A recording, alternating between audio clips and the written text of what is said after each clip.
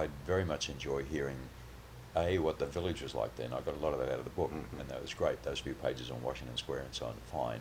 But again, if that brings up any free associations in your mind, good. And then the first encounter with Holtzman, and in particular what Holtzman was like then. I met him when he turned 40. You knew him when he only had a Vespa. You know, that's right. I met him when he had millions. You met him when he had a Vespa and $10. And the 4th floor or 5th floor walk up, Mm-hmm. whatever it was. I So- don't remember how many flights it was, Yeah. but it was flights.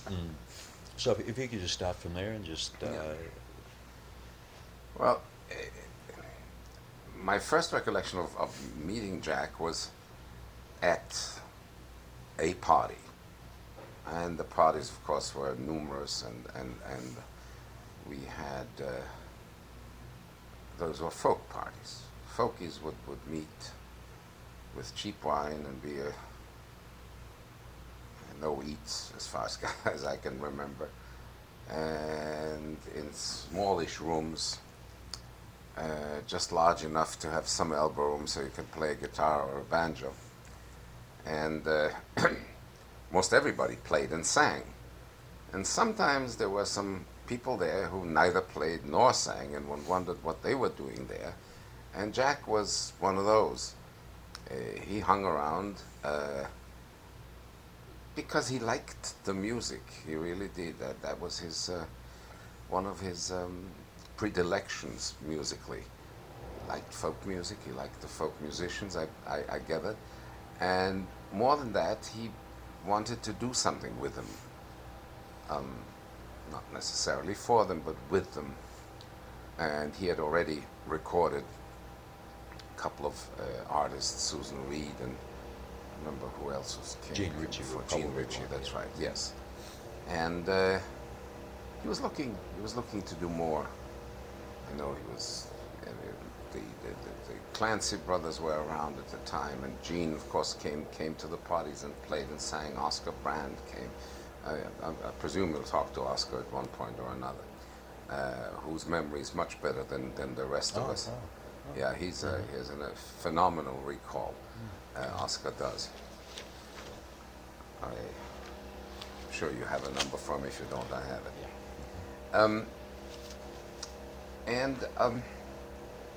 Remember, after, not the first time when I met him, I mean, Jac would listen and participate, not too much, but participate in some of the banter. And it wasn't the very first time that I met, but possibly the second or even the third of such parties, and they happened very frequently, 2 or 3 times a week, I guess. And I, of course, I'd come to America on an entirely different errand. I'd come as an actor. But I was a singer and a musician, and I played. And people that I'd met in England, Gene Ritchie I had met in England, Oscar Brand I'd met in England,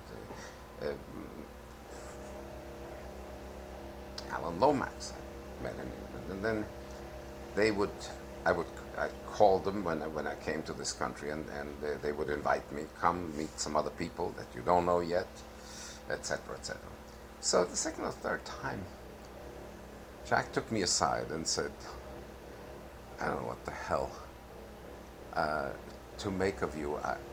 I think you're very charismatic, but I have no idea whether what you do is, how much of what you do is visual and the impression of your personality. And I make records, he said, and personality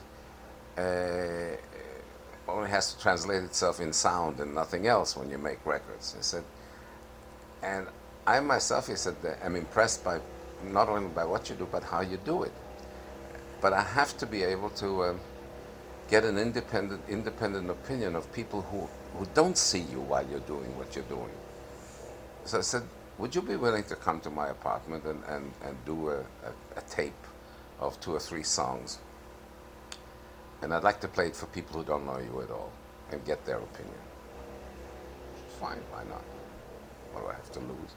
I didn't even think in terms of wanting to make records. Yeah, sure, it would be nice if we made one, but it wasn't a career move for me at all. But I was intrigued by the notion that what I did was so tied in with how I did it. Um, so I remember going to Jac's place, walking up all those flights of stairs, and recording some songs on an old what was that machine called? Gee, I had one of them myself. One of the early tape recorders, reel to reel. And a couple of weeks later, several weeks later, he called me and he said, "Listen, I played this tape for quite a few people. And they were all very impressed. And would you like to make records? Shall we make a record?" "Sure, why not?" I said, "Well, what do you want to record?" Because I'm kind of eclectic and Catholic in my taste, and I do a lot of music of many countries and languages. So I said, "Why don't we do a record of what you know best?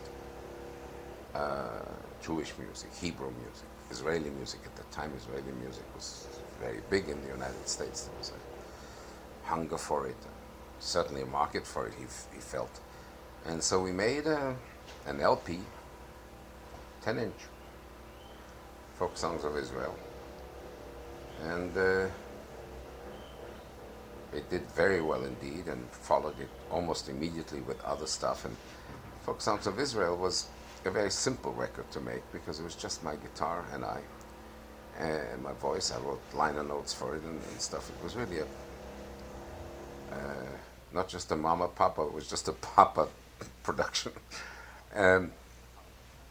Later, we enlarged the record because the 10-inch format no longer would fit the market, so we added a few more songs and made it into a 12-inch. And by that time, Bill Harvey had come aboard, and we decided to give it a colorful cover. And he found this very Israeli-looking girl who was a model on Long Island and had a march with a hoe through some green fields on Long Island. And everybody was so impressed that we'd gone all the way to Israel to photograph a real kibbutz person. I don't think she'd been out of the country, this girl, or out of New York even. So anyway, the one thing followed another, and by this time I was very impressed with Jac right away. That you couldn't help but be impressed with him. He had this drive and this single-minded devotion to what he felt was important. What he felt was unimportant, he would leave by the wayside. There was no, I mean, I learned quite early on that he didn't even finish college because there were things in the courses that didn't interest him. He was interested in electronics, yes, very much so. He was interested in folk music. But the rest of the stuff that he had to do in college, that just didn't interest him. So. And he had this supreme confidence, hubris, if you want to call it, I don't know what you call it, chutzpah, in sometimes even loudly declaring, not just to himself, that he was going places and he was going to be a millionaire before he was 30. He beat his own prediction, by the way.